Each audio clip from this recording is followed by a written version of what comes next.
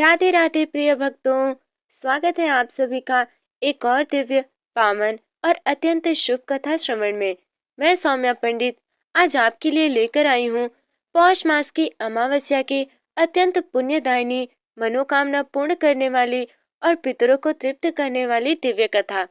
प्रिय श्रोताओं, पौष अमावस्या का ये दिन न केवल श्राद्ध, तर्पण और पुण्यदान का दिन है, बल्कि इसे आत्मशुद्धि का सर्वोत्तम अवसर भी कहा गया है। शास्त्रों में कहा गया है, अमावस्या पापहरम तिथि नामम श्रेष्ठमा परा, पौषे तो या भवेत देवी सा मुक्ति प्रदा परा। अर्थात अमावस्या सभी तिथियों में श्रेष्ठ है और पौष अमावस्या तो विशेष रूप से मोक्षदायिनी कही गई है। पौष मास वर्ष का वो समय है जब सूर्य अपनी पूर्ण उष्मा से तपन देता है, लेकिन वातावरण में एक रहस्यमय स्थिरता होती है। पुरातन काल से माना गया है कि इस दिन पितर पृथ्वी पर आते हैं, आशीर्वादों के द्वार खुल जाते हैं और साधना का प्रभाव 100 गुना बढ़ जाता है।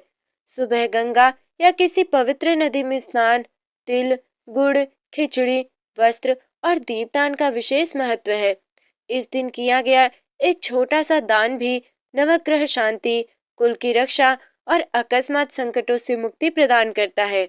इसकी कथा प्रारंभ होती है कि बहुत समय पहले महान नगर काश्यपुर नाम का एक सुंदर राज्य था।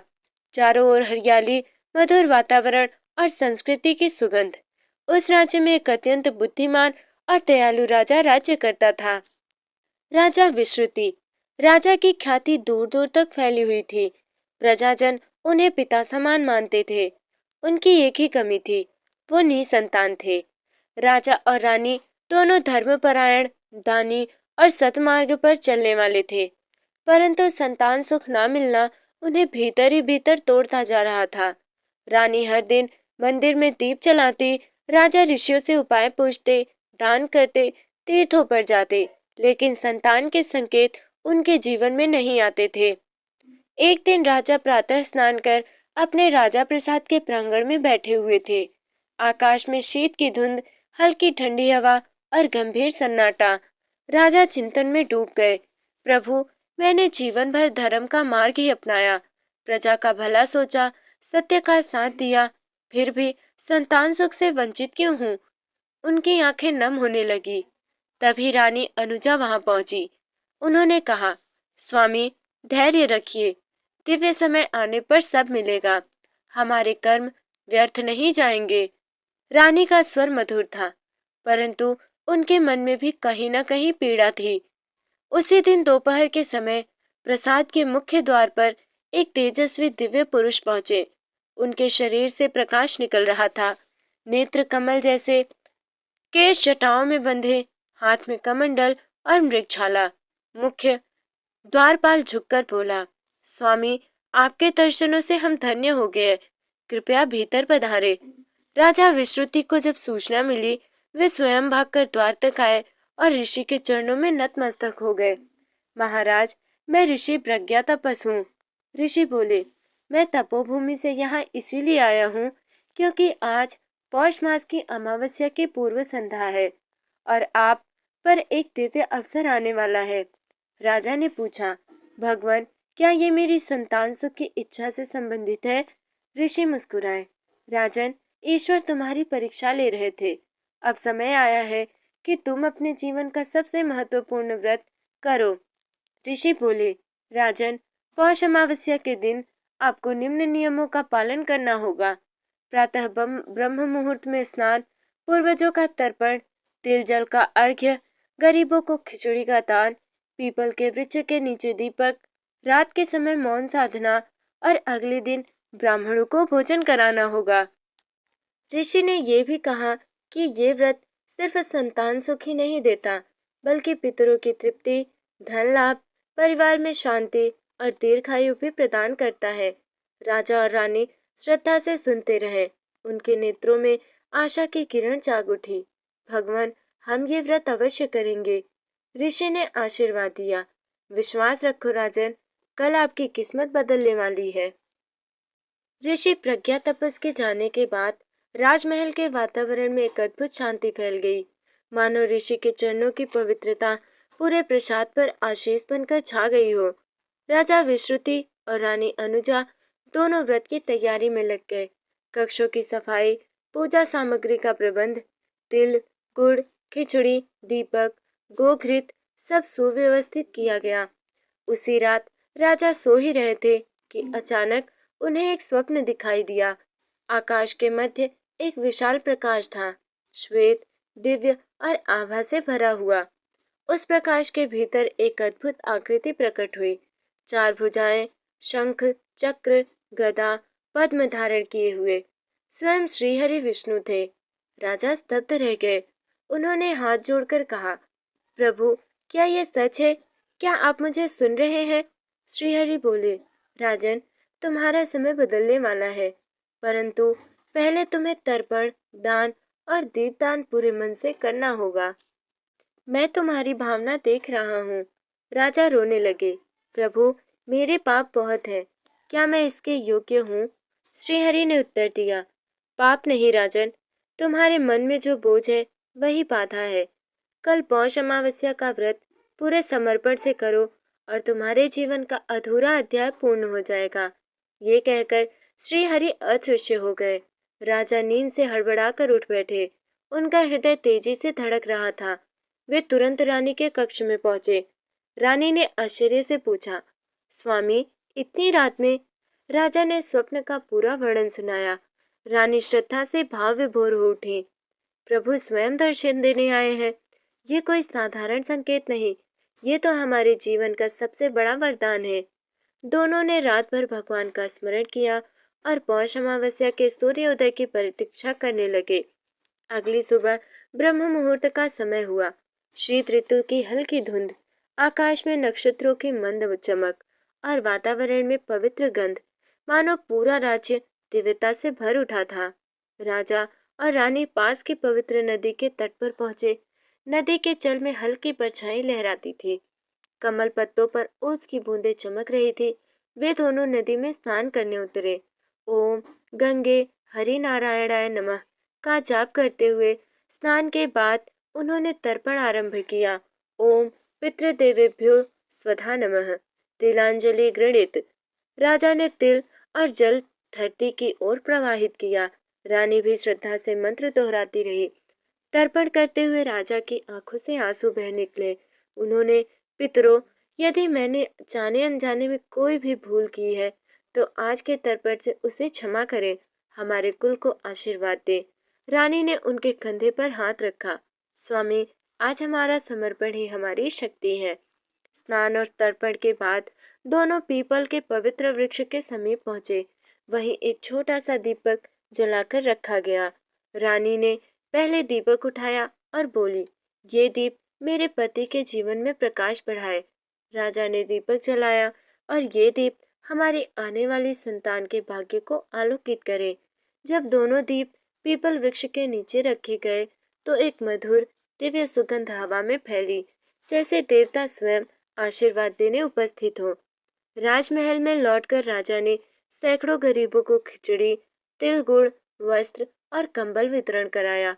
हर व्यक्ति राजा को धन्यवाद दे रहा था। राजन, भगवान आपको संतान दे, आपके घर खुशियां आए, आपका व्रत सफल हो। ये आशीर्वाद मानो स्वर्ग से बहते दिव्य पुष्प थे। व्रत का सबसे पवित्र हिस्सा था रात का मौन ध्यान। प्रसाद में दीप जलाए गए, धूप की सुगंध फैली हुई थी और राजा रानी दोनों चंदन का तिलक लगाकर अपने ध्यानासन पर बैठ गए। एक मंत्र उनके मन में गूंज रहा था, ओम नारायणाय विद्महे वासुदेवाय धीमहि तन्नो विष्णु प्रचोदयात्। उनके ध्यान में फिर वही प्रकाश उठा जो स्वप्न में दिखाई दिया था, परंतु इस बार प्रकाश और भी प्रबल था, जैसे कोई देवदूत उनके मन को शुद्ध कर रहा हो। रानी का हृदय इतना हल्का हो चुका था कि उन्हें ऐसा लगा मानो भगवान स्वयं उनके समीप बैठकर उन्हें आशीष दे रहे हों। ठीक मध्य रात्रि के समय प्रसाद के ऊपर एक विशाल चमक प्रकट हुई।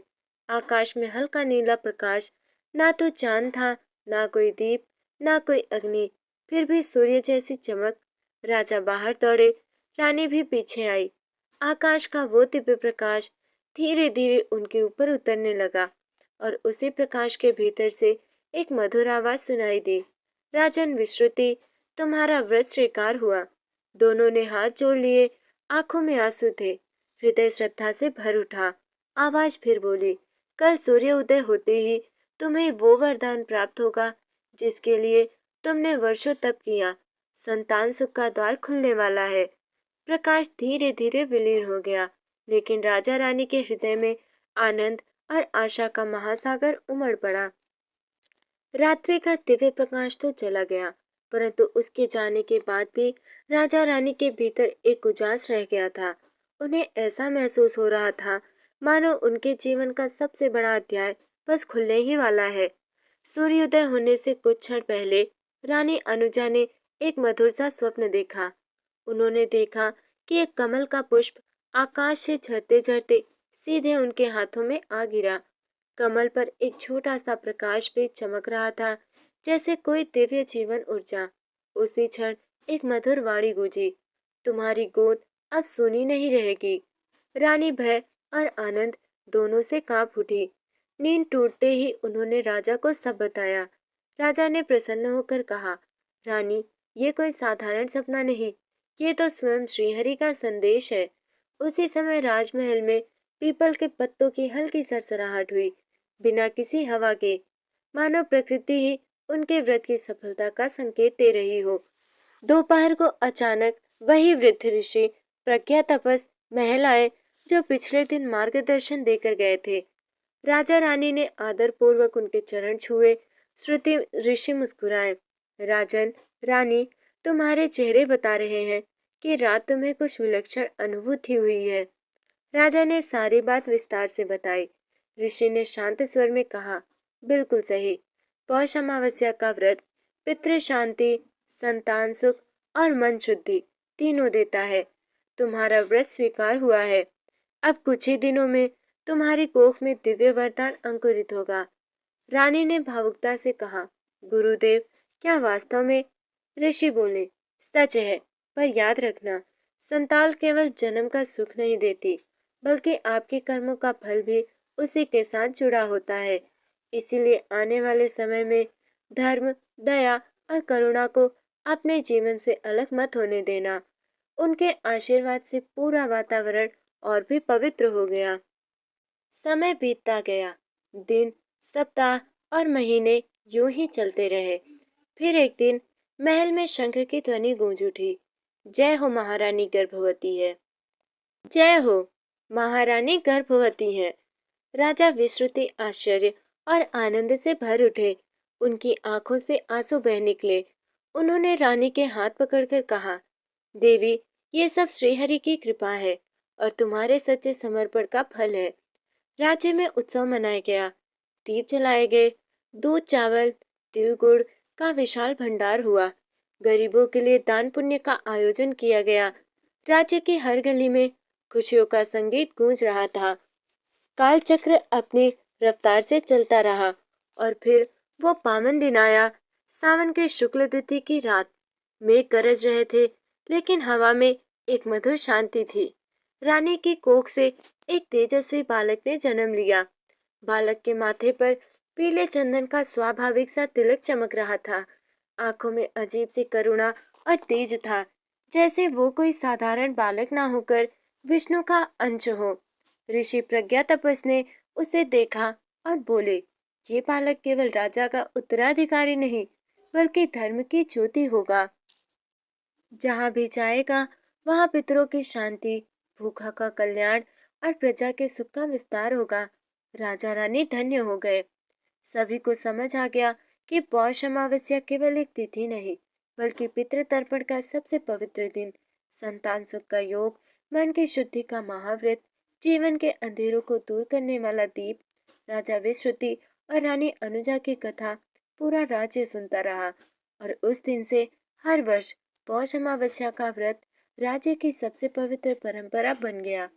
तो प्रिय श्रोताओं, आज आपने सुनी पौष अमावस्या की ये पवित्र और प्रेरणादायक कथा, जिसमें राजा रानी की तपस्या, भक्ति और श्रद्धा के बल पर असंभव भी संभव हो गया।